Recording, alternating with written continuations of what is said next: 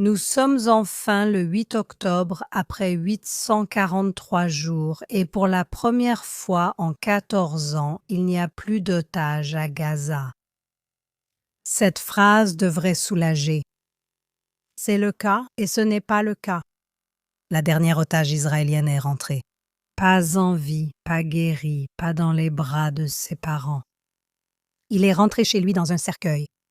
Il s'appelait Ran Gvili.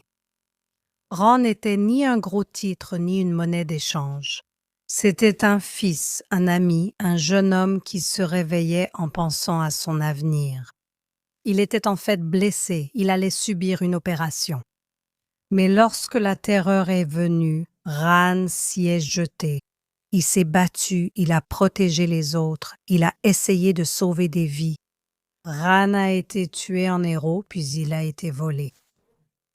Emmené dans des tunnels, dans l'obscurité, dans 2 ans et demi de silence et d'attente pendant 30 mois, Israël a vécu avec une absence à laquelle il ne pouvait pas échapper. Chaque fête semblait incomplète, chaque alerte d'actualité arrêtait nos cœurs, chaque liste de noms apportait espoir et peur. En Israël, les otages ne sont pas une abstraction. Ce sont nos voisins, nos camarades de classe, nos amis, nos soldats, ce sont nous. Pendant 30 mois, les familles n'ont posé qu'une seule question. Est-ce qu'ils rentreront à la maison? Nous avons la réponse.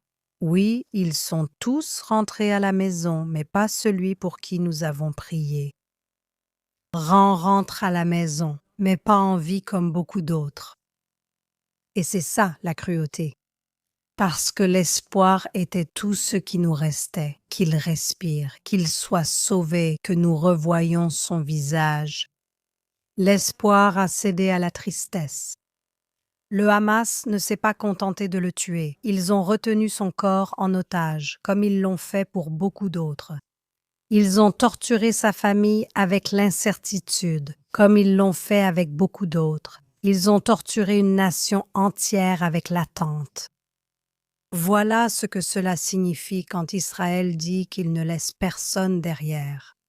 Cela ne signifie pas que nous réussirons toujours, mais que nous ne cessons jamais d'essayer.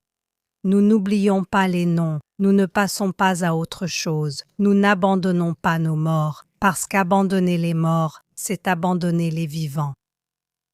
Pendant 30 mois, Israël a attendu, négocié, craqué, persévéré et nous l'avons ramené à la maison. Parce que Ran Gvili n'était pas seulement le fils de sa famille, mais aussi le nôtre.